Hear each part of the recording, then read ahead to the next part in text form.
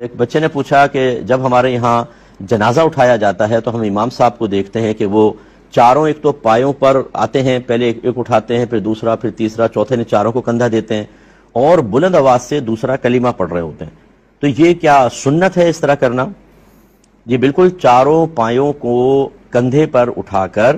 بالترتیب 10-10 قدم چلنا یہ سنت لکھا ہے اکابرین نے۔ اس کا طریق یہ ہوگا کہ پہلے آپ میت کے جو سیدھا کندھا اس کو اپنے لے کے سیدھے کندھے پہ لے کے چلیں گے، پھر اسی کے پیچھے آ کر یعنی 10 قدم چلیں، پھر 10 قدم ادھر، پھر اس طرف آ جائیں اور لیفٹ کو اوپر اپنے رکھ کر 10 قدم، پھر اسی کے پیچھے پائتین پر آ کر 40 قدم، یعنی کم از کم 40۔ اب زیادہ کرنا چاہے کر لیں تو جو اکابرین نے روایات نقل کی ہیں اس کے حساب سے انسان کے 40 بڑے گناہ معاف ہوتے ہیں، اور یہ سنت کریم۔ اور ایک روایت میں ہے کہ جو جنازے کے چاروں پایوں کو کندھا دے، ہر طرف سے کندھا دے، اللہ تعالیٰ اس کی مغفرت فرما دیتا ہے، تو یہ کرنا چاہیے۔ ایک تو یہ ہے، دوسرا یہ کہ بلند آواز سے ذکر الہی کرنا، یقیناً یہ دور سرکار صلی اللہ علیہ وسلم یا دور صحابہ میں رائج نہیں تھا، یہ بعد میں ہوا۔ پہلے زمانے میں بلکہ فقہائے اسلام نے اس کو مکروہ لکھا تھا، جنازے کے ساتھ بلند آواز سے ذکر کرنا، لیکن یہ مکروہ تحریمی نہیں، مکروہ تنزیہی، یعنی نہ کرنا بہتر ہے لیکن کریں تو کوئی گناہگار نہیں، کیونکہ ذکر الہی سے شریعت نے کوئی منع نہیں کیا، بلکہ وہ وقت ایسا ہے کہ اگر ذکر الہی کریں گے تو باعث نزول رحمت ہوتا ہے، تو مردے کے لیے راحت کے سامان ہونے کا امکان ہے۔ منع کیوں کیا تھا؟ منع اس وجہ سے کیا تھا کہ پہلے دور میں لوگ جب جنازے میں شرکت کرتے تھے تو ہر ایک جنازے سے عبرت حاصل کر رہا ہوتا تھا، اور یہ جو سوچ ہے، فکر ہے، یہ ظاہری ذکر سے کہیں زیادہ بہتر ہے کہ ظاہری ذکر تو ویسے غفلت سے بھی آدمی کرتا ہے، لیکن جب انسان سوچتا ہے، غور کر رہا ہوتا ہے، اپنی موت کو یاد کر رہا ہوتا ہے، اس کے اثرات بہت زیادہ ہمارے ظاہر و باطن پہ پڑتے ہیں، نفس و شیطان کی گرفت کمزور ہوتی ہے، انسان آخرت کی طرف مائل ہوتا ہے۔ اس لیے امام غزالی رحمۃ اللہ علیہ نے اپنے زمانے کے بارے میں لکھا کہ ہمارا زمانہ ایک ایسا زمانہ ہے، یا ایک روایت نے یہ ہے کہ پہلے ایسا ہوتا تھا کہ کسی کے جنازے میں جب کوئی آدمی شرکت کرتا اور چاہتا کہ اس جنازے کے قریبی عزیز سے تعزیت کر لے، تو اسے سمجھ میں نہیں آتا تھا کہ اس کے قریبی عزیز کون ہے، اس لیے کہ ہر شخص غم میں ہوتا تھا اور بہت ہی زیادہ وہ مطلب اداس نظر آتا تھا اور غور و تفکر کرتا ہوا، تو رشتہ دار کی پہچان نہیں ہوتی تھی، یعنی اجنبی آدمی کو پتہ نہیں چلتا تھا۔ لیکن جیسے جیسے پھر زمانہ آگے بڑھتا رہا، اب آپ دیکھیں گے، آپ بھی شرکت کرتے ہیں، جنازہ چل رہا ہوگا، شروع میں تو جوش سے اٹھائیں گے، اس کے بعد 10-12 رہ جائیں گے، باقی سارے پیچھے چل رہے ہوں گے، اور آپس میں باتیں، بعض اوقات تو مذاق، بعض اوقات موبائل پر کاروباری ڈیل چل رہی ہوں گی۔ اس وجہ سے فقہاء نے فرمایا کہ اب اگر ہم لوگوں کو خاموشی کا حکم دے تو بہت زیادہ غفلت، تو بہتر نہیں ہے کہ انسان بلند آواز سے ذکر کر لے تاکہ اس کی توجہ مردے کی طرف رہے، تو عبرت بھی حاصل ہوگی، لہٰذا اب یہ ذکر کرنا کوئی منع نہیں ہے، بالکل کر سکتے ہیں۔ ایک یہ کہتے ہیں کہ نماز میں کھانسی آ جائے اور کچھ دیر کھانسی کی وجہ سے انسان رک جائے تو کیا اس کی وجہ سے سجدہ سہو وغیرہ لازم ہوتا ہے؟ دیکھیں، ایسا کوئی بھی شرعی عذر جس میں مبتلا ہونے کی وجہ سے آپ تھوڑی دیر رک جاتے ہیں، چاہے 3 بار سبحان اللہ کی مقدار سے زائد ہو، اس پر کوئی سجدہ سہو وغیرہ نہیں ہوتا۔ جیسے آپ قرات کر رہے تھے، کھانسی آ گئی، تھوڑی دیر تک کھانستے رہے، پھر آپ نے قرات سٹارٹ کی اور یہ کھانسنے کا ٹائم 3 بار کی سبحان اللہ مقدار سے زیادہ ہو گیا، کوئی مسئلہ نہیں ہے، عذر تھا نا۔ ہاں اگر ایسا ہوا آپ نے الحمد پڑھی اور سورت پڑھنا چاہتے لیکن بھول گئے، اور اس سوچنے میں آپ کے 3 بار سبحان اللہ کی مقدار ٹائم نکل گیا، یہ کوئی شرعی عذر نہیں کہلاتا، اس پر سجدہ سہو ہوتا ہے۔ لیکن کھانسنا، چھینکنا، کوئی درد ہو گیا، آپ اس میں تھوڑا سی دیر مشغول ہو گئے، توجہ ادھر نہ رہی، یہ اللہ تعالیٰ درگزر فرمائے گا۔ یہ کہتی ہیں کہ اگر کوئی رکوع یا سجدے میں گیا اور اس کی تسبیحات کے بجائے غلطی سے سبحان اللہ سبحان اللہ سبحان اللہ کہتا رہا اور پھر وہ اگلے رکن کی طرف بڑھ گیا، تو کیا نماز ہو جائے گی؟ تو جی ہاں، بالکل ہو جائے گی۔ تسبیحات، یہ جو سبحان ربی العظیم یا سبحان ربی العالی ہے، یہ سنت کریمہ ہے، اگر کسی نے اس کی جگہ سبحان اللہ پڑھ لیا تو خلاف سنت تو ہوا، لیکن نماز ہو جائے گی اور اس پہ کوئی سجدہ سہو وغیرہ لازم نہیں ہے۔ ایک بھائی نے فرمایا کہ بعض اوقات ہم یہ کہتے ہیں کہ اللہ تعالیٰ ہماری ٹوٹی پھوٹی نمازیں اور ٹوٹے پھوٹے سجدوں کو قبول کر لے، تو کیا یہ عارضی کے الفاظ کہنا صحیح ہے یا اس میں نماز کی توہین کا پہلو ہے؟ دیکھیں، توہین کا کوئی پہلو نہیں ہے، کیونکہ ٹوٹے پھوٹے سے مراد یوں توڑ پھوڑ دینے والی نہیں ہے، بلکہ ناقص ہے۔ نماز ہماری بعض اوقات علم کی کمی کی بنا پر ادائیگی کے اعتبار سے بھی ناقص رہ جاتی ہے، بعض اوقات خشوع و خضوع کے اعتبار سے ناقص ہوتی ہے، بعض اوقات طہارت کے اعتبار سے ناقص ہوتی ہے کہ ہم طہارت کاملہ نہیں کر پاتے ہیں، تو لہٰذا اس طرح کے عارضی کے ساتھ الفاظ ادا کرنا شرعاً اس میں کوئی گرفت نہیں ہے۔ اور بالفرض اگر کوئی اللہ کے ولی ہیں،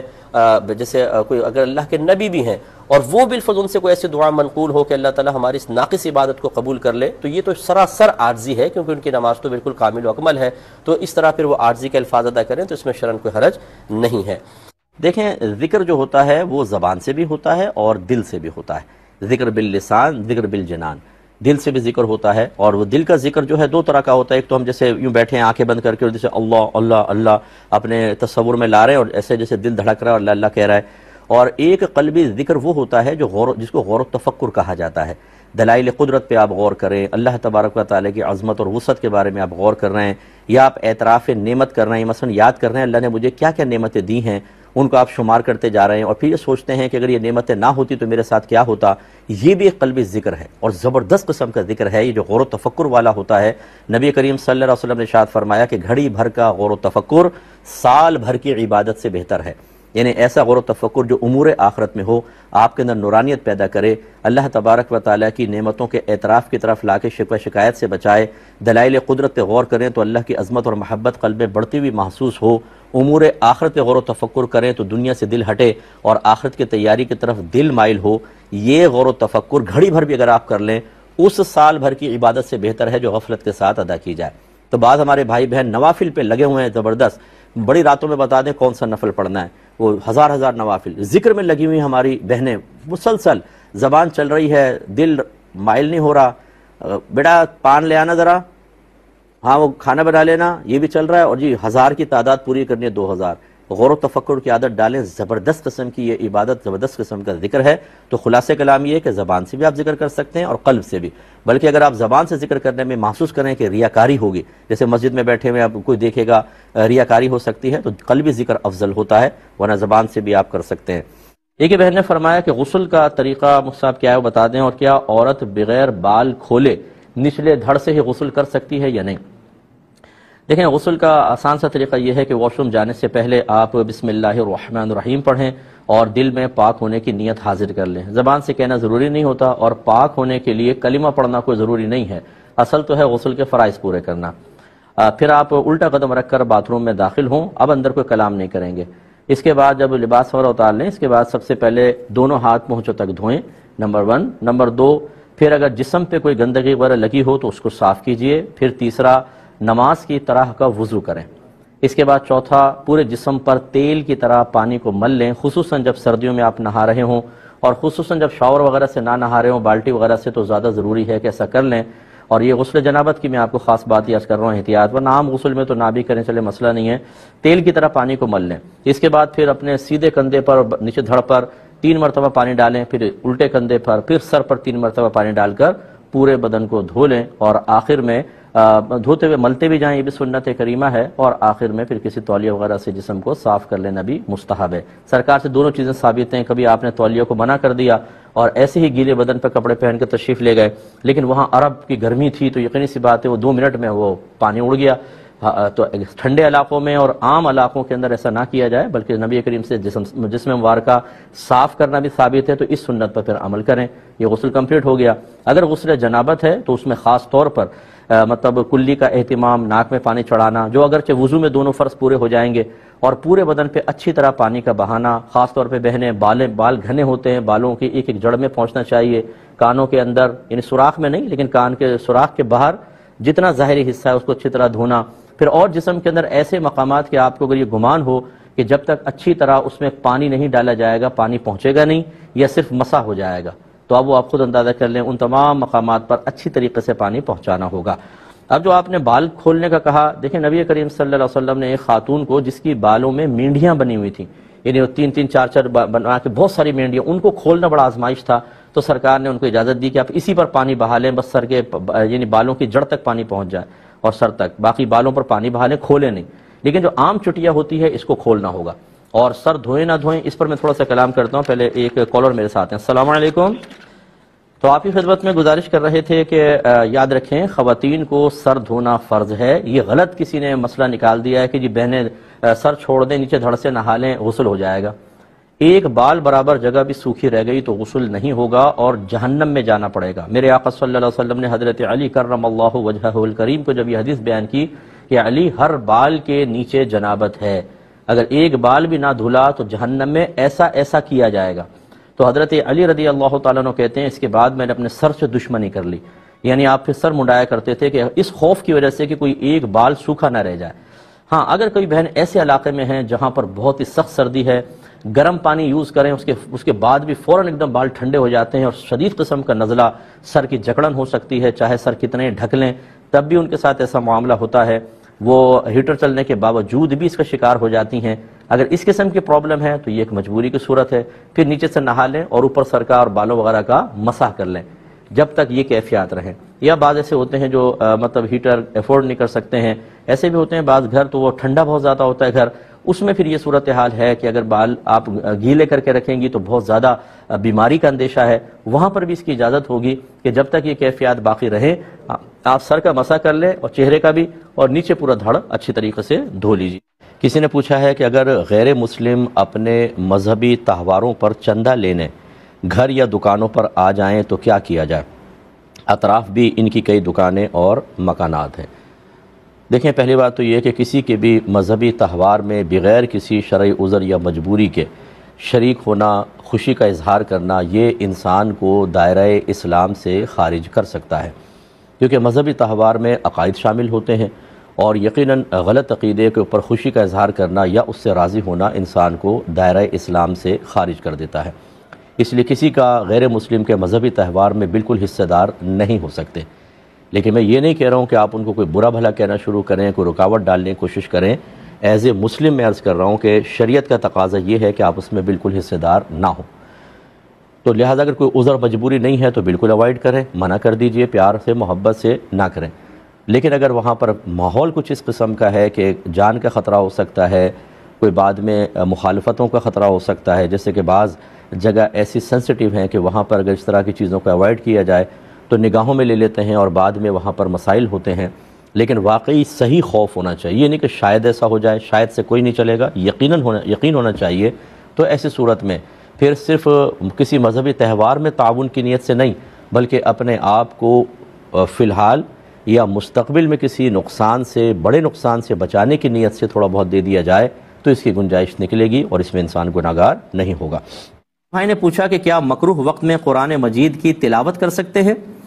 جی کر سکتے ہیں۔ مکروہ وقت کون سا ہوتا ہے؟ جب سورج کی پہلی کرن نکلے صبح میں، اس کے 20 منٹ بعد تک یہ مکروہ وقت ہے۔ پھر ایک زوال کا وقت ہوتا ہے، پھر ایک غروب آفتاب، جب سورج بالکل ڈوب جائے اس سے 20 منٹ پہلے، یعنی عصر کے آخری 20 منٹ اگر کہیں تو اور زیادہ آسان ہو جائے گا۔ یہ 3 مکروہ وقت ہے۔ ان مکروہ وقت میں نبی کریم صلی اللہ علیہ وسلم نے سجدہ کرنے سے منع فرمایا، کیونکہ یہ کفار جو تھے وہ اس کی سورج کی جو پوجا کرنے والے تھے، اس وقت میں وہ اپنی عبادت کرتے تھے، اس لیے فقہا نے منع فرمایا کہ ویسے تو سجدے کی ممانعت تھی، دیگر جو عبادات ہیں وہ بھی اختیار نہ کی جائیں، لیکن منع نہیں ہے۔ اسی لیے کہا جاتا ہے کہ اگر جنازہ عین مکروہ وقت میں آیا تو وہ پڑھنا شرعاً جائز ہے۔ ہاں اگر کراہت اس میں ہے کہ پہلے سے آ چکا ہو، اتنی تاخیر کر دیں کہ زوال کا وقت داخل ہو جائے، اس کا مطلب ہے کہ دیکھیں نماز جنازہ پڑھنا منع تو نہیں ہے، اسی وقت میں فرمایا اگر آئے تو پڑھ سکتے ہیں، اس لیے مطلقاً منع نہیں ہے۔ ہاں یہ ضرور ہے، علماء نے فرمایا کہ آیت سجدہ نہ پڑھیں، وہ بھی مطلب کوئی ایسا نہیں ہے کہ آیت سجدہ پڑھنا گناہ ہوگا، وجہ یہ ہے کہ آیت سجدہ پڑھیں تو مستحب ہے کہ فوری طور پر سجدہ کر لیں، مستحب افضل، ورنہ آپ تاخیر سے بھی کر سکتے ہیں، اور اس وقت چونکہ آپ سجدہ کر نہیں سکیں گے تو ترک مستحب لازم آئے گا، اس لیے فرمایا کہ مناسب نہیں ہے آیت سجدہ کی تلاوت خاص طور پہ کرنا، ورنہ آپ آیت سجدہ پڑھ سکتے ہیں، بہرحال صرف مستحب ترک ہوگا، یا اس کے علاوہ جو قرآن پاک جو آیات سجود پر مشتمل نہ ہو پڑھ سکتے ہیں، اس میں کوئی حرج نہیں ہے۔ وضو کرتے ہیں اور ہم نے قمیض وغیرہ نہ پہنی ہوئی ہو، صرف ناف سے گھٹنے تک کا حصہ ڈھکا ہوا ہمارا، تو وضو کر سکتے ہم اس میں؟ چلیں اسی کو لے لیتے ہیں۔ دیکھیں جو ستر کا مسائل ہے نا، یہ تو نماز کے لیے ہوتے ہیں۔ ایک تو نماز کے لیے ہوتے ہیں کہ جی ناف سے، مرد کا ناف کے نیچے سے لے کر گھٹنے کے نیچے تک کا حصہ بدن چھپا ہونا لازم ہے، اور خواتین کا پورا بدن ہی ستر ہوتا ہے۔ یا نظر کے اعتبار سے ہوتا ہے کہ ایک مسلمان دوسرے مسلمان کے سامنے کم از کم، یعنی مرد جو ہے وہ ناف سے لے کر گھٹنے کے نیچے تک کا حصہ بدن چھپائے گا، یہ فرض ہے، باقی جسم اوپن ہو سکتا ہے۔ لیکن وضو کے لیے اس کی شرط نہیں ہوتی، کیونکہ ہمارے نبی کریم صلی اللہ علیہ وسلم کی سنت مبارکہ ہے کہ آپ غسل سے پہلے وضو فرمایا کرتے تھے، پھر غسل کرتے تھے، اور غسل کے وقت یقیناً جسم پر کپڑے ہی نہیں ہوتے، چاہے جائے کہ آپ یہ کہہ رہے ہیں صرف قمیض اتاری ہے اور ناف سے گھٹنے تک کا حصہ چھپا ہوا ہے، تو اگر یہ کھلا بھی ہوتا تو وضو ہو جاتا۔ تو امید ہے کہ آپ بات سمجھ گئے کہ وضو بالکل ہو جائے گا، اس میں کوئی حرج نہیں ہے۔ اور قرآن اگر ہاتھ سے گر گیا، ہاں اگر معذور نہ بھی ہوتی، اگر نادانستہ طور پہ گر جاتا تو اس پہ کوئی کفارہ نہیں ہوتا۔ یہ جو بعض لوگ کہتے ہیں جی قرآن کے وزن کے برابر آٹا خیرات کر دیں، یہ اپنی اختراع ہے، ان کی ایجاد ہے، ایسا شریعت کی طرف سے کوئی مطالبہ نہیں ہے۔ ہاں غفلت پہ وہ توبہ ضرور کر لیں اور نیکسٹ ٹائم ذرا زیادہ احتیاط کر لیں۔ بچے نے کویسچن کیا تھا کہ یہ جو صبح و شام کے بعض اوقات ہم بطور وظیفہ صورتیں پڑھتے ہیں، جیسے سورہ یاسین ہے، سورہ واقعہ ہے، سورۃ الملک ہے، تو کیا ان کا ثواب بھی ایصال کر سکتے ہیں، کسی کو بخش سکتے ہیں کہ نہیں؟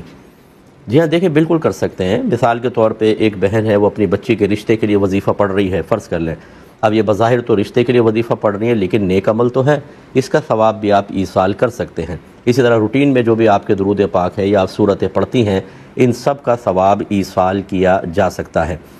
حضرت علامہ ابن عابدین شامی صاحب رحمۃ اللہ علیہ، جن کا بڑا معروف فتاوی شامی ہے، جس کو رد المحتار بھی کہتے ہیں، آپ نے اس میں باقاعدہ یہ تحقیق کر کے اجازت مرحمت فرمائی ہے کہ انسان اپنے ہر عمل کا ثواب ایصال کر سکتا ہے، چاہے وہ فرض ہو، واجب ہو، سنت ہو، نفل ہو۔ آپ دل میں بس نیت کر لیں یا زبان سے کہہ لیں کہ اللہ تعالیٰ میں نے جو بھی عمل کیا اس کو اپنی بارگاہ میں قبول کر فرما لے، اور اس کا ثواب فلاں کو میں بخشتا ہوں، اس تک پہنچا یا اس کو قبول فرما، تو انشاءاللہ وہاں تک پہنچ جائے گا، اس میں کوئی حرج نہیں ہے۔ یہ کہتے ہیں کہ یہ بحرین سے انہوں نے ایک بھائی نے میسج کیا تھا کہ ہمارے یہاں پر ایک امام صاحب ہیں جو خود کو حنفی ہی کہتے ہیں، لیکن جب وہ الحمد شریف ختم کروا دیتے ہیں، یعنی نماز میں الحمد ختم ہوتی ہے تو 3 بار سبحان اللہ کی مقدار خاموش کھڑے رہتے ہیں، اس کے بعد پھر وہ سورت شروع کرتے ہیں۔ تو ہم نے ان سے کہا کہ بھی فقہ حنفی کے اندر جب ایک رکن کو ادا کرنے کے بعد 3 بار سبحان اللہ کی مقدار کو ٹھہر جاتا ہے تو اس سے سجدہ سہو لازم ہوتا ہے، آپ ایسا کیوں کرتے ہیں؟ تو انہوں نے کہا کہ میرے پیچھے پڑھنے والے جو ہیں اکثر شافعی ہیں، اور گورنمنٹ نے ہمیں یہ حکم دیا ہے کہ ہم بالکل اس طرح نماز پڑھائیں تاکہ جو شوافع نماز پڑھ رہے ہیں ان کی رعایت ہو سکے، اس لیے میں تھوڑا سا وقفہ لیتا ہوں۔ تو اب یہ پوچھ رہے ہیں کہ ان امام صاحب کے پیچھے ہمارا نماز پڑھنا کیسا ہے؟ دیکھیں، آپ نماز جاری رکھیں، اور میرا حسن ظن یہ ہے کہ وہ امام صاحب الحمد پڑھانے کے بعد ذکر کرتے رہتے ہوں گے تھوڑی دیر، تاکہ تھوڑا سا وقفہ ہو جائے، کہ ان کے ہاں اگر کوئی ایسا معاملہ ہے کہ تھوڑا سا وقفے کے بعد پھر سورت شروع ہوتی ہے، اس کی رعایت ہو جائے، چونکہ وہاں گورنمنٹ ہے، قانون اس کا مذہب کے اوپر چلتا ہے، تو وہ اس کی رعایت کر رہے ہیں۔ اگر بالفرض امام صاحب کا پتہ چلے کہ وہ کہتے ہیں میں خاموش کھڑا رہتا ہوں، میں کچھ ذکر الہی نہیں کرتا ہوں، تو پھر تو ٹھیک نہیں ہے، فقہ حنفی کی روشنی میں سجدہ صاحب ان کے اوپر لازم ہوگا، بلکہ اگر جان بوجھ کر ایسا کریں گے تو نماز واجب العیادہ بھی ہوگی۔ ایسی صورت میں ان سے گزارش کر لیجیے گا کہ حضور آپ بیچ میں چاہے ہلکے ہلکے دل میں سبحان اللہ، یعنی ہلکی زبان میں کہ اپنے کان سن لیں، ذکر الہی کرتے رہیں، تو بیچ میں ذکر الہی یہ اجنبی بالفصل نہیں کہلاتا، اور اس پر پھر سجدہ صاحب نہیں ہوتا۔ اگر کوئی خاموش کھڑا رہے تو ہے 3 بار سبحان اللہ کی مقدار خاموش کھڑا رہا، ایک رکن ادا کرنے کے بعد دوسرے رکن میں 3 بار سبحان اللہ کی مقدار دیر ہو گئی تو سجدہ صاحب ہے، لیکن بیچ میں اگر ذکر الہی کرتے رہیں تو پھر سجدہ صاحب نہیں ہوتا، تو یوں جانبین کی رعایت ہو جائے گی۔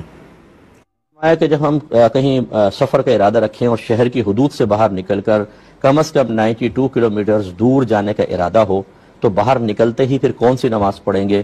قصر نماز پڑھیں گے، یعنی آدھی جو مسافر کی نماز ہوتی ہے، یا پوری؟ دیکھیں، اگر تو آپ کا شہر کی حدود سے آپ باہر نکل گئے اور 92 کلومیٹرز دور جانے کا مستقل ارادہ ہو، لگاتار بیچ میں کہیں رکنے کا ارادہ نہ ہو، تو جیسے ہی آپ باہر نکلیں گے شرعی مسافر ہو گئے، اور شرعی مسافر ہو گئے تو پھر جب آپ نماز پڑھیں گے تو قصر نماز پڑھیں گے،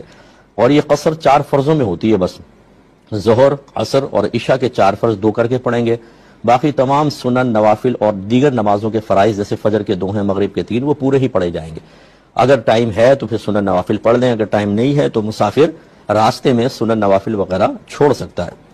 ایک انہوں نے پوچھا تھا کہ بعض لوگ یہ کہتے ہیں کہ بھئی جب تک میت کا جنازہ نہ ہو جائے یا اس کو غسل نہ دے دیا جائے تو ایصال ثواب نہیں ہو سکتا، اور بعض نے کہا کہ جنازے سے قبل اس کا اہتمام نہیں ہو سکتا، جنازہ ہو جائے پھر ایصال ثواب کا اہتمام ہوتا ہے۔ لیکن جس نے بھی کہا یہ سب غلط کہا ہے، ایصال ثواب بالکل کر سکتے ہیں۔ یہ فقہا نے لکھا ہے کہ اگر میت کو ابھی غسل نہیں دیا اور اس کا بدن کھلا ہوا ہو تو پاس قرآن پاک نہ پڑھیں، ہاں اگر بدن ڈھکا ہوا ہے تو پھر پاس قرآن پاک پڑھنا بھی جائز ہے، ذکر الہی کرنا جائز ہے، ایصال ثواب کرنا بالکل جائز ہے، اس میں شرعاً کوئی حرج نہیں ہے، چاہے بھی میت کو غسل نہ دیا ہو، چاہے بھی جنازہ نہ ہوا ہو، دفن سے پہلے دفن کے بعد شریعت نے کوئی قید نہیں لگائی ہے۔ ہمارے ہاں اکثر ایسا ہوتا ہے کہ چونکہ زیادہ معلومات نہیں ہوتی تو یہ جو مطلب نو سیکھیے قسم کے ہوتے ہیں یا مطلب اور کوئی ان کے پاس ذریعہ ہوتا نہیں ہے، تو مرکز نگاہ بننے کا ایک بہترین طریقہ یہ ہے کہ کم علم لوگوں کے سامنے جا کے بڑکے ماری جائیں، تو وہ اندھوں میں کانا راجہ بن جاتے ہیں، لوگ بیچارے گھبراتے ہیں کہ یار میت کا معاملہ ہے، یہی صحیح کہہ رہے ہوں گے، تو ان کی باتیں قبول کر رہے ہوتے ہیں، اور اکثر جو غسل بھی دیا جا رہا ہوتا ہے انہی جیسے لوگوں کی ہدایات پر،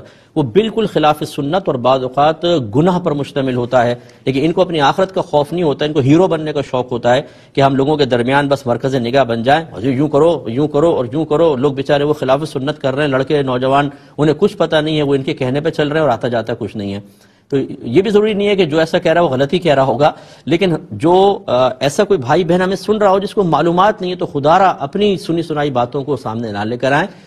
پہلے دیکھیں کہ فقہا نے کیا لکھا ہے، قرآن و حدیث میں کیا ہے، اس کے مطابق آپ گائیڈ لائن دیں، اور اگر نہیں آتا تو بالکل خاموش ہو کے سائڈ میں بیٹھیں تاکہ غلط مسئلہ بتانے کا گناہ آپ کے نام اعمال میں نہ لکھا جائے.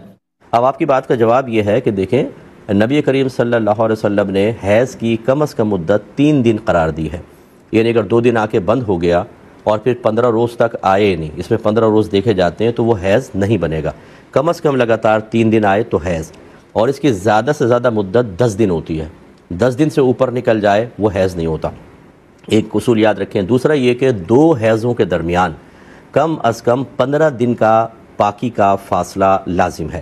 لہذا اگر کسی بچی کا حیض بند ہوا اور ابھی 15 دن کمپلیٹ نہیں ہوئے تھے کہ دوبارہ آ گیا تو یہ حیض نہیں کہلائے گا. 15 ڈیز کمپلیٹ ہوں گے. مثلا اگر 12ویں روز ہی آ گیا، جیسے آپ کہہ رہی ہیں 12ویں 13ویں روز، تو 12 13 14 15 یہ 4 دن اگرچہ بلیڈنگ ہوئی ہے لیکن یہ حیض نہیں ہے. اس کو کہتے ہیں استحاضہ، ضاد سے استحاضہ، یعنی بیماری کا خون ہے. تو حیض کے اندر نماز روزہ منع ہوتا ہے، لیکن جب بیماری کا خون ہو، استحاضہ ہو، تو اس میں نماز روزہ منع نہیں ہوتا. لہذا جب آپ کا حیض بند ہوتا ہے اس کے بعد کم از کم 15 دن آپ کے پاکی کے ہی ہیں. اس کے بیچ میں اگر کوئی بلیڈنگ وغیرہ ہوتی ہے، آپ کوئی مطلب ایسی چیز کہ جس سے کپڑے پہ نہ لگے روک سکتی ہیں اس کو، اور نماز آپ کو بہرحال ادا کرنی ہوگی. ہاں جب 15 دن گزر جائیں اب اس کے بعد وہی حساب ہوگا جیسے میں نے ابھی آپ کو اصول بتایا کہ کم از کم 3 دن آگے آتا ہے تو حیض، ورنہ اس سے زیادہ 10 دن تک حیض ہی ہوگا. 10 دن کے بعد پھر استحاضہ سٹارٹ ہوتا ہے. تو یہ اپنے ذہن کے اندر مسئلہ رکھیں. لہٰذا اگر آپ ایسا کر رہی ہیں کہ 8-9 دن حیض آیا، بند ہو گیا، اور پھر 12ویں دن 13ویں دن آ گیا اور آپ اس کو حیض سمجھ کے نماز چھوڑ دیتی ہیں، حالانکہ بھی 15 ڈیز پورے نہیں ہوئے، تو آپ گناہ کبیرہ کی مرتکبہ ہیں، اور 2 گناہ آپ کے نام اعمال میں لکھے جائیں گے. ایک علم نہ سیکھنے کا گناہ اور ایک وہ نماز قضا کرنے کا گناہ. تو امید ہے کہ آپ بات کچھ سمجھی ہوں گی. میں نے کویسچن کیا کہ کوئی غسل کرنے کے بعد، غسل کر کے باہر آیا، ہارٹ اٹیک آ گیا اور اس کا انتقال ہو گیا، تو کیا اس کو غسل دینا ہوگا کہ نہیں؟ تو بالکل دینا ہوگا، کیونکہ جب اس کا انتقال ہوا یہ پانی کے اندر تو نہیں ہے، یہ غسل کر کے آیا تو پہلے اس کو پاکی حاصل تھی. مثلا اگر وہ جنابت میں تھا، پاک ہو گیا، باہر آیا، اب وہ ہارٹ اٹیک ہوا اور انتقال ہو گیا. تو جب کوئی مرتا ہے، یاد رکھیں مسلمان، اگر وہ پانی میں نہ ہو، یعنی پانی میں ہو، یا ویسے تو بہرحال اس پہ ایک دم جنابت طاری ہو جاتی ہے، اب اگر پانی میں ہو تو پانی سے وہ جنابت دھل جاتی ہے، اور پانی میں نہ ہو تو پھر ہمیں غسل دینا ہوگا. تو یہاں یہی ہے، پانی میں تو نہیں ہے، لہٰذا ہمیں ان کو غسل دینا ہوگا، تبھی یہ پاک ہوں گے. پوچھا ہے کہ جیسا کہ حدیث کا مضمون ہے کہ جس کے آخری الفاظ لا الہ الا اللہ ہوں وہ جنت میں داخل ہوگا، تو وہ کہتے ہیں کہ اس سے کیا مراد ہے؟ صرف اتنا لا الہ الا اللہ، یا پورا لا الہ الا اللہ محمد الرسول اللہ، یہ دونوں پڑھنے کا حکم ہے، یا صرف آدھا کلمہ جس کو ہم پہلا کلمہ کہتے ہیں؟ دیکھیں، جو حدیث کا ظاہر ہوتا ہے نا، سب سے پہلے اسی کو لیا جاتا ہے، اور اس میں جب تک سخت ضرورت نہ ہو کوئی تعویل نہیں کی جائے گی. یہ ایک اصول یاد رکھیں، قرآن کا بھی ہم ظاہر لیں گے، حدیث کا بھی ظاہر لیں گے، جیسا یعنی بیان ہو رہا ہے، جیسا سامنے سمجھ میں آ رہا ہے وہی لیا جائے گا، جب تک کہ کوئی سیدھا سیدھا لینے میں شرعی قباحت نہ ہو. بعض اوقات ایسا ہوتا ہے کہ ظاہری مضمون جو ہے وہ حقیقتاً مقصود الہی یا حدیث کا ظاہری مضمون حقیقتاً مقصود مصطفیٰ نہیں ہوتا، اس میں پھر تعویل کرنی پڑتی ہے. اس میں پھر یہ علماء کا کام ہوتا ہے کہ یہ کہنا جو ظاہر میں نظر آ رہا ہے نا، یہ مقصود نہیں، مقصود یہ ہے. تو جب اس کے اندر کوئی تعویل کی حاجت نہیں ہے، سرکار نے فرمایا کہ کوئی اللہ کی وحدانیت کا اقرار کرے جنت میں داخل ہوگا. لا الہ الا اللہ سے وحدانیت ثابت ہو رہی ہے، تو اس کے ظاہر کو لے سکتے ہیں. ہاں، اب اس میں یہ ظاہر کو لینا چاہیے. اب یہ کہہ سکتے ہیں کہ بھئی بہتر ہے کہ اگر مردے کو تلقین کریں تو صرف لا الہ الا اللہ کی نہ کریں، محمد رسول اللہ کی بھی کر دیں، کہ نورن علی نور ہے، کہ جب صرف حدیث کے اندر لا الہ الا اللہ سے جنت کی بشارت دی جا رہی ہے تو سرکار کی نبوت کا اقرار مزید برکت کا باعث ہوگا. لیکن چونکہ حدیث میں ظاہری طور پر یہ ہے تو پھر لا الہ الا اللہ بھی کہہ دیا جائے تو کافی ہے. مسجد میں موبائل استعمال کرنا کیسا ہے، اور اسی طرح کوئی کال اٹینڈ کرنا کیسا ہے؟ دیکھیں، مسجد کے آداب اور اس کا احترام یہی ہے کہ انسان غیر ضروری ہر قسم کی دنیاوی حرکت، دنیاوی ایکٹیویٹیز کو چھوڑ دے اور خالصتاً اللہ تبارک و تعالیٰ کی رضا کا قصد و ارادہ کرے، یعنی نماز پڑھے، ذکر الہی کرے، اگر کوئی بیان وغیرہ چل رہا ہے تو اس کو غور سے سنیں اور دیگر چیزوں میں مشغول نہ ہو۔ ہاں اگر کوئی ضرورت ہو، جیسے مثال کے طور پر وہ موبائل اس لیے چیک کر رہا ہے، واٹس ایپ وغیرہ یا دیگر کہ کسی کا امپورٹنٹ کویسچن آنے والا ہے، کوئی بات آنے والی ہے، کوئی پیغام، تو پھر ٹھیک ہے۔ اسی طرح کوئی ایمرجنسی کال آ جاتی ہے گھر سے اور وہ سمجھتا ہے کہ بہت ہی کوئی امپورٹنٹ کال ہے، تو اس میں بہتر یہ ہوتا ہے کہ وہاں اٹینڈ نہ کرے بلکہ وہ وضو خانے کی طرف چلے جائے، جس کو فنائے مسجد کہتے ہیں، اور وہاں پر جا کے بات کرے، یہ بیسٹ ہے۔ اور اگر ایسا نہیں ہے بلکہ ویسے ہی کھول کر وہ مطلب میسج چیک کر رہا ہے، کوئی امپورٹنٹ بھی نہیں ہے، یا کوئی گیم کھیلنے لگا یا کوئی پروگرام دیکھنے لگا، یہ مسجد کے آداب اور احترام کے بالکل خلاف ہے، اس سے روکنا بھی چاہیے۔ اور اس طرح غیر ضروری کال اٹینڈ کرنا اور پھر ہنس بھی رہے ہیں، باتیں بھی کر رہے ہیں، تو مسجد میں دنیا کی باتیں کرنا بعض احادیث کے مطابق نیکیوں کو ضائع کرنے کا سبب بن سکتی ہے، اس لیے ایسا ہرگز نہ کیا جائے۔ ایک نے کہا کہ چہرہ دھونے کا کیا طریقہ ہے وضو میں؟ تو دیکھیں پورے چہرے پہ پانی بہنا چاہیے، بالوں کے یہاں جمنے سے لے کر تھوڑی کے نیچے تک، اور ایک کان کی لو سے دوسرے کان کی لو تک، یہ پورا چہرہ ہے، پورے چہرے پر پانی بہنا چاہیے۔ اگر ایسا کیا کہ تھوڑا پانی یہاں ڈالا اور یہاں پہ ہاتھ پھیر لیا، یہ مسح کہلائے گا، دھونا نہیں۔ اس لیے سامنے پانی ڈالے اور اوپر سے لائیں یہاں چہرے کے ادھر سے، تاکہ یہاں سے بہتا ہوا ہے۔ بعض یہاں سے ڈالتے ہیں تو یہاں کا مسح ہو جاتا ہے، یہ غلط ہے۔ اوپر سے لائیں، ایسے ڈالیں، پھر لائیں اس طرف سے ڈالیں، پھر لائیں اس طرف ڈالیں، اس طرح 3 دفعہ چہرہ دھونا سنت ہے۔ 3 دفعہ سنت ہے، 1 دفعہ فرض۔ اب یہ کہتے ہیں کہ بعض لوگ ایسا منہ دھوتے ہیں کہ بعض جگہ دھل رہا ہے، بعض جگہ مسح ہو رہا ہے، وضو ہو جائے گا؟ وضو نہیں ہوگا، کیونکہ دھونے کا فغسلو کے الفاظ اللہ تعالیٰ کے، ومسحو تو صرف سر کے لیے بیان فرمایا، مسح کرو۔ لہٰذا کسی نے چہرہ تھوڑا دھویا اور تھوڑے چہرے کا مسح ہوا، اس کا وضو نہیں ہوگا، وضو نہیں ہوگا تو نماز نہیں ہوگی۔ اور یہاں جہالت اور عذر نہیں ہے، اسے سیکھنا فرض ہے۔ دھونے کی تعریف کیا ہے، مسح کی تعریف کیا ہے، یہ سیکھنا شخص پہ لازم تھا، وہ گناہ گار ہوگا۔ یہ کہتے ہیں ہمارے یہاں ایک مردے کے لیے قبر کھودی تو نیچے سے پانی نکل آیا، لوگوں نے میت کو ویسے ہی پانی میں گرا کر بند کر دیا، کیا حکم شرع ہوگا؟ دیکھیں یہ بالکل خلاف سنت طریقہ کیا کہ مردہ بھی اپنے اطراف کی چیزوں کو محسوس کرتا ہے، اور اسی لیے سرکار نے ارشاد فرمایا کہ جب آپ کفن دیتے ہیں تو سرکار نے فرمایا اپنے مردوں کو اچھے کپڑے میں کفناؤ، کیونکہ وہ مردوں کے درمیان اسی طرح اپنے کفن پر، اچھے کفن پہ فخر کرتا ہے جیسے ایک زندہ آدمی اچھے کپڑوں پر فخر کرتا ہے۔ تو یعنی اس کے احساسات، جذبات، فیلنگز ہوتے ہیں جو ہمیں نظر نہیں آتے مرنے کے بعد، جو بعض کہتے ہیں مٹی میں مر گئے، بالکل سب ختم ہو گیا، وہ ہزارہا احادیث کا انکار کرنے والے ہیں، اور نادانستہ طور پہ بیچارے چند چیزوں کو بنیاد بنا کر ان تمام اس قسم کی احادیث کو نظر انداز کر دیتے ہیں۔ تو لہٰذا مردے کو اس طرح نہیں دفنانا چاہیے۔ حکم شرع یہ تھا کہ ان کو کہیں رکھ کر اور فوراً سے پیشتر کوئی نیچے ایسی مٹی وٹی بچھا کر اس پہ سیمنٹ کا کام کر دیتے، پکی قبر کر دیتے، تاکہ نیچے سے پانی نکلتا ہی نہیں۔ کہ ویسے تو مسجد قبر کو اندر سے پکا کرنا منع ہوتا ہے، لیکن اس قسم کی شرعی مجبوری کی بنا پر جائز تھا۔ لیکن بہرحال اب یہ خلاف سنت ہو گیا۔ اب یہ نہیں کیجیے گا کہ قبر کھود کے دوبارہ ان کو باہر نکالیں، آپ جس حالت میں دفن کر دیا، لیکن بہرحال ان کے مسائل پہلے معلوم کرنے چاہیے۔ بہن نے فرمایا کہ کیا کعبۃ اللہ کی طرف پیر کر کے، میت کے پیر کر کے اس سے غسل دے سکتے ہیں؟ دیکھیں بلا ضرورت تو نہ کیا جائے، لیکن اگر ضرورت ہو، مثال کے طور پر ایک پتلی سی گیلری ہے، اسی میں غسل دینا ہے، اور اس گیلری کے اندر جو رخ ہے وہ پاؤں کا وہ اس طرف ہو رہا ہے، سر کی طرف سے لا نہیں سکتے، جیسے دروازے سے وہ لاتے ہیں تو پاؤں اسی طرف ہوں گے، ایسی کوئی شرعی مجبوری ہو تو پھر گناہ بھی نہیں ہے، پھر بالکل ہو سکتا ہے پاؤں اس طرف کر دیں۔ لیکن اگر کوئی شرعی مجبوری نہیں ہے پھر بھی گناہ تو میں نہیں کہوں گا، لیکن مکروہ تنزیہی ضرور ہے کہ شریعت نے اس کو ناپسند کیا ہے، کعبۃ اللہ کی طرف پاؤں کر کے غسل وغیرہ نہ دیا جائے۔ انہوں نے کہا کہ وضو کرنے کے بعد اگر کوئی ادا نماز پڑھ رہا ہو، فرض یا قضا نماز پڑھ رہا ہو، اور اسی میں تحیت الوضو کی بھی نیت کر لے تو ہو جائے گا؟ تو بالکل ادا ہو جاتی ہے۔ جیسے آپ مسجد میں داخل ہو کے بعد خود سنت پڑھتے ہیں تو سنت کے اندر ہی تحیت الوضو، تحیت المسجد اور سنت تینوں کی نیت شامل کر لیں، ہو جائے گا۔ یہ تحیہ اصل میں جو ہے، تحیت الوضو کیا ہے کہ وضو کے اظہار تعظیم کے لیے آپ سمجھ لیں کچھ ادا کرنا چاہتے ہیں تاکہ وضو کی تعظیم ایک ظاہر ہو۔ اس میں اگر آپ فرض نماز میں بھی تحیت الوضو کی نیت کر لیتے ہیں تو تحیت الوضو کوئی الگ مستقل نماز کا نام نہیں ہے، آپ نے تو وضو کی تعظیم کا اظہار کرنا تھا، وہ فرض نماز، قضا نماز کے ساتھ بھی ہو جائے گا۔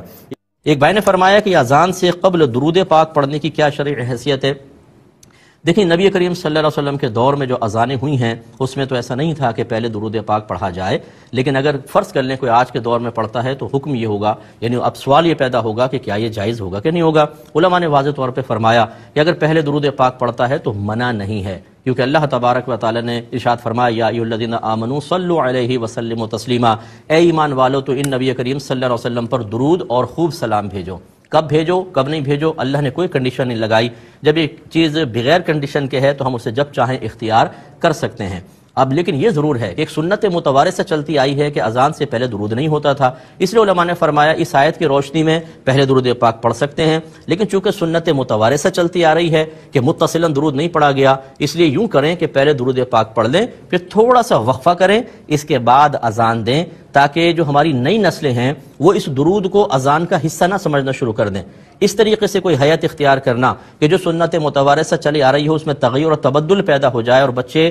ایک ایسی چیز کو جس کو ہمارے نبی نے متعارف نہیں کروایا ہم اسے اس کا حصہ سمجھنا شروع کر دیں، یہ مناسب نہیں ہے. تو درود پاک پڑھنا بالکل جائز ہے اذان سے پہلے، لیکن اس کے بعد تھوڑا سا وقفہ کر لیں، آدھے منٹ کا یا چلیں 20 سیکنڈ کا کر لیں، اس کے بعد پھر اذان دیں تاکہ سب کو واضح ہو جائے درود پاک برکت کے لیے پڑھا گیا ہے اور یہ اذان کا حصہ نہیں ہے، اذان یہ ہوتی ہے. تو امید ہے کوئی مسئلہ نہیں ہوگا. کیا صبح کی اذان کے بعد صلاۃ التسبیح وغیرہ پڑھ سکتے ہیں؟ دیکھیں اذان بھی دور کی بات، جیسے ہی فجر کا وقت شروع ہو جائے، کیونکہ اذان تو تھوڑی بعد ہوتی ہے، جیسے ہی فجر کا وقت شروع ہو جائے اس وقت سے لے کر اور پھر طلوع آفتاب تک صرف سنت فجر پڑھ سکتے ہیں، اور اس کے بعد فرض ہے. کوئی نفل سجدہ نفل نماز وغیرہ نہیں پڑھ سکتے ہیں، اور صلاۃ التسبیح نفل نماز ہے تو نہیں پڑھ سکتے آپ چاہے کتنا ہی ٹائم باقی ہو. ہاں قضا نماز پڑھ سکتے ہیں، کیونکہ نبی کریم صلی اللہ علیہ وسلم ایک کہتے ہیں کہ کسی عالم دین نے ان کے سامنے یہ کہا ہے کہ سنت مؤکدہ کو اگر ہر بار چھوڑ دیا جائے تو انسان گناہگار ہوتا ہے، کبھی کبھی چھوڑ سکتے ہیں، کیا یہ صحیح ہے؟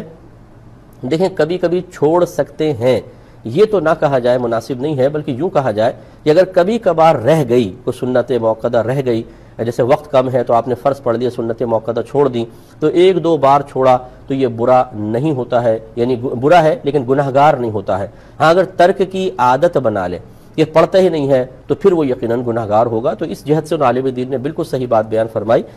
اس پہ آپ کو یقین رکھ لینا چاہیے. ایک کویشچن یہ کیا گیا تھا کہ اگر پہلے والی سنتیں چھٹ جائیں جو فرضوں سے پہلے ہوتی ہیں، تو انہوں نے خود یہ لکھا کہ کیا اس کو آخر میں پڑھتے ہیں، نیت کیا ہونی چاہیے؟ دیکھیں آخر میں نہیں پڑھتے ہیں، اپنے پاس سے آپ کوئی فتاویٰ جاری نہ کیا کریں، یا اگر آپ نے بہرحال یہ سیکھا ہے تو سمجھ لیں اس کو.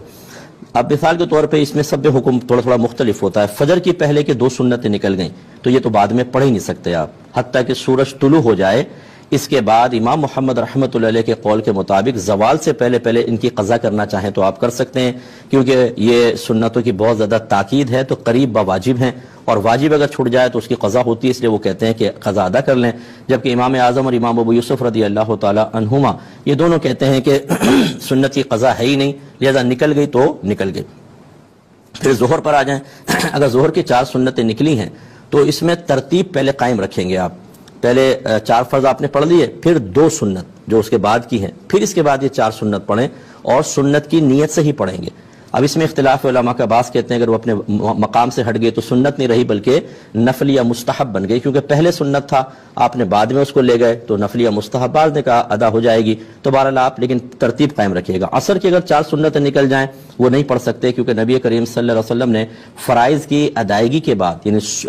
عصر کی بات کر رہا ہوں، فرائض کی ادائیگی کے بعد پھر نوافل وغیرہ منع فرمائے، تو اس میں پھر نفل نہیں پڑھتے. مغرب کے اندر پہلے ہوتی نہیں. عشاء کی پہلے کی 4 نکل گئیں تو وہ سنتیں غیر موقدہ ہیں، یہ اگر آپ بعد میں پڑھیں گی بھی تو نفل بن جائیں گی. چھوڑنا چاہیں تو چھوڑ دیں، اس میں کوئی گناہ نہیں. اور اگر پڑھنا چاہیں تو وہی ترتیب، پہلے 4 فرض پھر 2 سنت پھر یہ 4 سنت پڑھ لیجئے گا. اور اسی طرح اگر جمعے کی پہلے نکل گئی تو پہلے جمعے کی 4 سنت پھر 2 سنت پھر یہ پہلے والی 4 سنت پھر نفل، اور اس طرح نماز کو مکمل کیجئے گا. تو میرا یہ جواب یوٹیوب پہ ڈل جائے گا، یہ پروگرام ابھی رات میں ہی انشاءاللہ 1-2 دفعہ سن لیں. جس کو اس بارے میں معلومات چاہیے تو سب نمازوں کا معاملہ کلیئر ہو جائے گا. ایک بہن نے فرمایا کہ یہ عورت جو ہے وہ بال اپنے کتنے مختصر کر سکتی ہے، اور اس کے ساتھ ہی انہوں نے کوئی سنی سنائی بات ہوگی کہ سنا ہے کہ قیامت میں یہ بال جسم کو ڈھکیں گے. تو یہ بالکل جہالت کی بات ہے، یا مطلب غلط بات ہے. ایسا کچھ بھی نہیں ہوگا کہ عورت کے بال اس کے بدن کو ڈھکیں گے، چاہے آپ چھوٹے رکھیں چاہے بڑے، بالوں سے کوئی فائدہ نہیں ہوگا.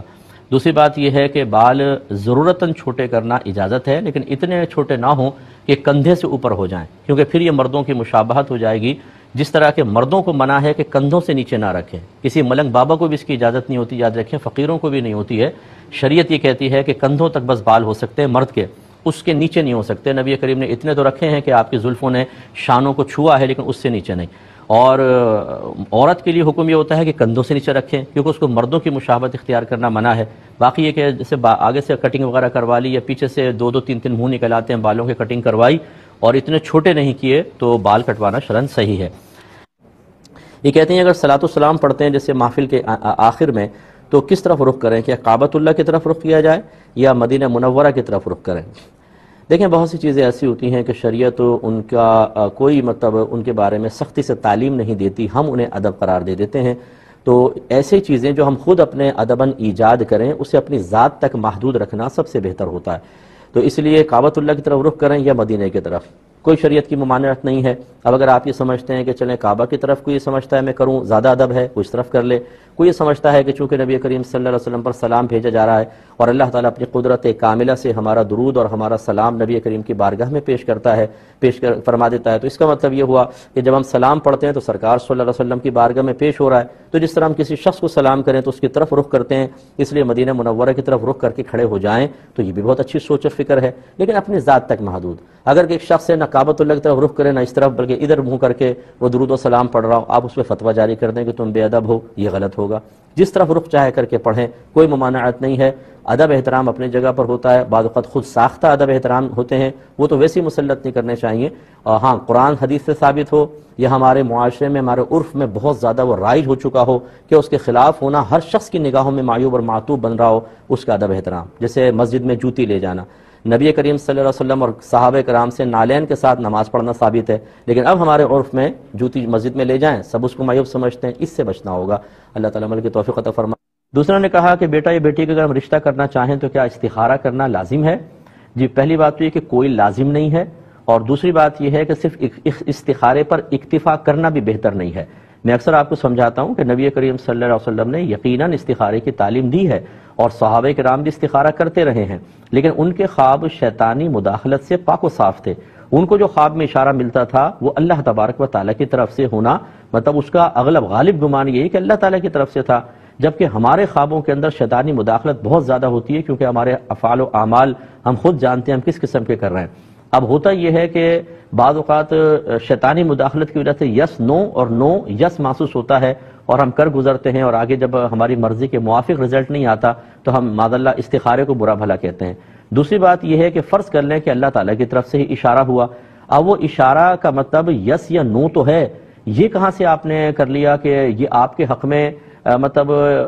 جو آپ کی مرضی کے مطابق ہے ویسے ہی بہتری آئے گی؟ مثال کے طور پہ آپ نے رشتے کے لیے استخارہ کیا، یس آ گیا کہ ہاں اس لڑکے سے آپ بیٹی کا نکاح کر سکتے ہیں، آپ نے کر لیا اور 1 ہفتے بعد طلاق ہو گئی۔ اب آپ کہیں گے یہ کیسا استخارہ تھا، مجھے تو یس آیا۔ ہو سکتا ہے اس طلاق میں ہی آپ کے لیے بہتری ہو،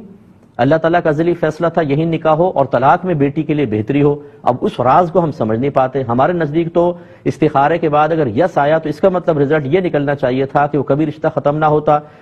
داماد جو ہے بیٹی کا بہت زیادہ خیال کرتا، سسرال بھی بہت اچھا ہوتا، اور بیٹی ہر دفعہ آ کے بہت سسرالیوں کی تعریف کرتی۔ ہم کہتے ہیں دیکھا استخارے کی کتنی برکات ہیں۔ تو میں نے اپنی زندگی میں بہت سارے لوگوں کو دیکھا ہے کہ استخارے کا مطلب تکلف کرنے کے بعد پھر وہ ہم سے کویسچن کرتے ہیں صاحب وہ رشتہ آیا تھا ہم نے استخارہ کر لیا اس میں نہ آ گیا، اب اگر ہم استخارے کے خلاف چلے جائیں کوئی مسئلہ تو نہیں ہوگا؟ سوال ہی پیدا ہوتا ہے کیوں کیا تھا آپ نے استخارہ؟ خالی رسم پوری کرنے کے لیے؟ استخارہ کا مطلب ہے اللہ تعالیٰ سے مشورہ طلب کرنا۔ تو ہماری تمام باتیں آپ ذہن میں رکھیں، اس لیے کوئی مجھ سے پوچھتا ہے تو میں مشورہ یہ دیتا ہوں کہ آپ مشاورت کریں، اچھی طرح تدابیر اختیار کریں، پھر ساتھ میں استخارہ چاہیں تو کر لیں، لیکن استخارہ ضمنی چیز ہے، اس سے کوئی قطعی رزلٹ نہیں آئے گا۔ اور یاد رکھیں کہ استخارہ کا تصور نبی کریم نے خود کرنے کا دیا ہے، یہ نہیں کہ آپ دوسرے سے استخارہ کروا لیتے ہیں جی استخارہ کیجئے گا، انہیں بھی تصویر گھما استخارہ کر کے بتا دیا۔ یہ صحیح جو شرعی تصور ہے بس یہ کہ آپ خود کریں،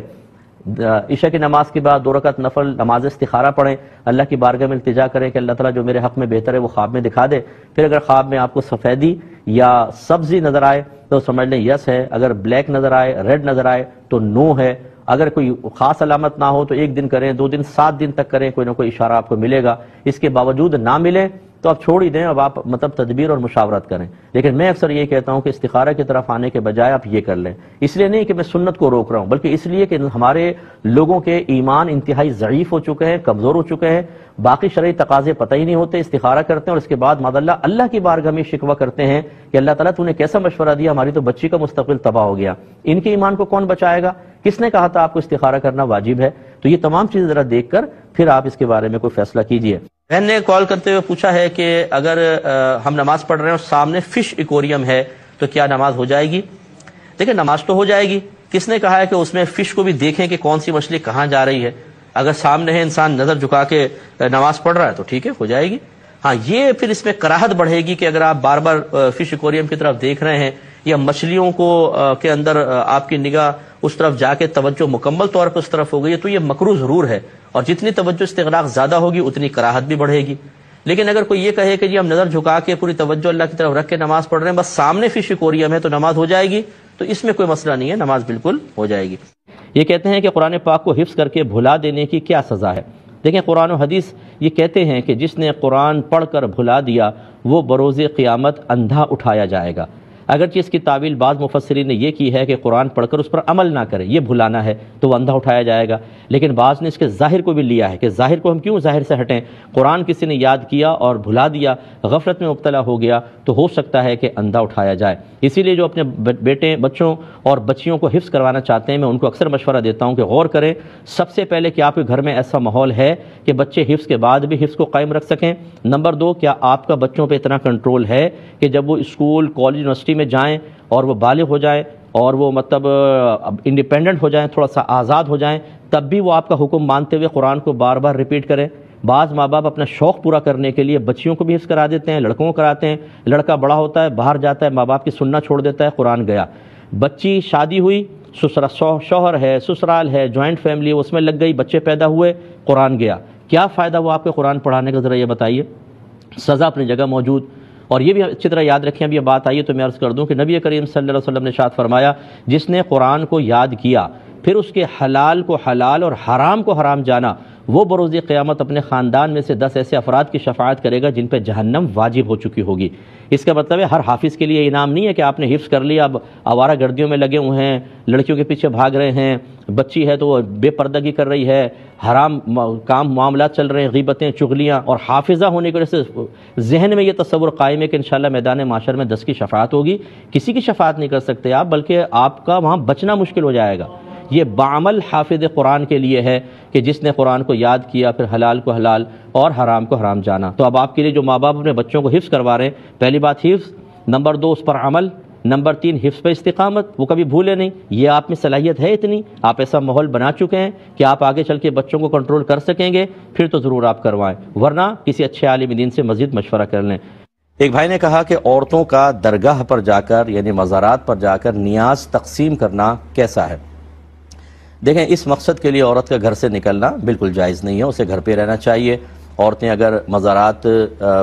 سے فیض حاصل کرنا چاہتی ہیں یا مطلب کوئی ایصال ثواب کرنا چاہتی ہیں، گھر سے ہی وہ ایصال ثواب کریں، ان بزرگوں تک پہنچے گا، اللہ تبارک و تعالیٰ پہنچائے گا اور ان کو اطلاع بھی ہوتی ہے اور وہ وہیں سے دعا کر دیں گے، اس کا دعا کا فیض آپ تک پہنچ جائے گا۔ یہ عورتیں جب نکلتی ہیں ایک تو بعض اوقات بے پردہ نکل رہی ہوتی ہیں یا محارم کے ساتھ بھی جائیں تو اکثر مزارات پر مرد و عورتوں کا اختلاط بہت زیادہ ہے، بہت ہی زیادہ، یوں بعض اوقات تو جسم سے جسم ٹچ ہو رہے ہوتے ہیں، یہ بالکل شرعاً جائز نہیں ہے۔ اگر الگ الگ دروازے ہوں کہ مردوں کا علیحدہ عورتوں کا بالکل علیحدہ با پردہ، تب بھی عورت کا مزار کے لیے نکلنا بہرحال مناسب نہیں ہے، میں اس کو ناجائز نہیں کہہ رہا ہوں، لیکن مناسب نہیں ہے کہ زیادہ سے زیادہ ایک مستحب کام ہے اور اس کے لیے عورت کا باہر نکلنا ٹھیک نہیں ہے۔ اس لیے عورتوں کو چاہیے اپنے گھر میں رہیں، اور اگر نیاز بناتے ہیں، نیاز کا تصور یہ ذہن میں رکھیں کہ کسی بزرگ کے ایصال ثواب کے لیے کھانا وغیرہ تیار کرنا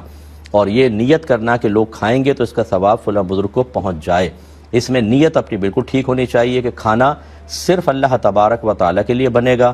ثواب بھی اللہ تعالیٰ دے گا، اللہ تعالیٰ کا قرب حاصل کرنا ہی آپ کے پیش نظر ہونا چاہیے۔ نیت صرف اتنی ہو کہ اللہ تعالیٰ اس کو قبول فرما لے، لوگ کھائیں گے، ہمیں ثواب ملے گا اور اس ثواب کو ہم فلاں بزرگ کو ایصال کر دیتے ہیں، بلکہ پوری امت کو کر دیا کریں، اتنا کافی ہے، ٹھیک ہے۔ تو میرا مشورہ یہ ہوگا کہ ہماری بہنیں صرف اس مقصد کے لیے وہاں نہ جائیں، اپنے گھر پر رہیں اور وہیں سے مرد حضرات جا کر تقسیم کر دیں، اور مزار پہ ضروری نہیں جو اہل محلے میں دیکھیں جو آپ کے غریب ہیں، سفید پوش ہیں، اور خصوصاً رشتہ داروں میں، ان کے گھر پر بھیجیں، آپ کو بہت ثواب ملے گا۔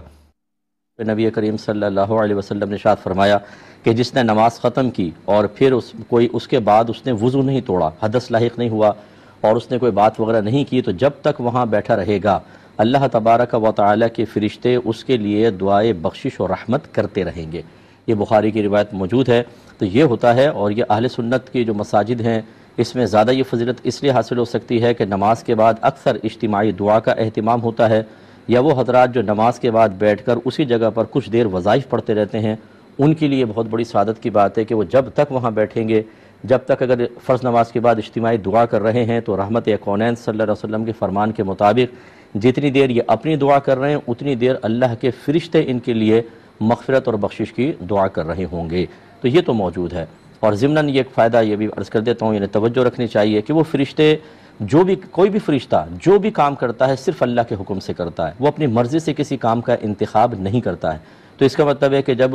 نماز ختم ہونے کے بعد جب تک آدمی وہاں بیٹھے رہے فرشتے دعا کریں گے، بس خود نہیں کر رہے بلکہ اللہ نے مقرر کیا ہے۔ تو جب اللہ نے فرشتوں کو مقرر کر دیا تو اس کی رحمت سے بعید ہے کہ انہیں اس لیے مقرر کرے کہ تم ان کے لیے دعا مانگو، دعائے بخشش، دعائے مغفرت، دعائے رحمت، اور پھر اس کو مقبول بھی نہ فرمائے۔ یہ تو بہت مشکل ہے، خود ہی اللہ نے مقرر کیا۔ تو انشاءاللہ اللہ کی رحمت سے امید ہے کہ نماز پڑھنے کے بعد اگر آپ وہاں پر تھوڑی دیر بیٹھتے ہیں اور ان دعاؤں سے حصہ حاصل کرتے ہیں تو آپ کی بخشش اور آپ پہ نازل ہونے والی رحمتوں کا بہت زیادہ امکان ہے۔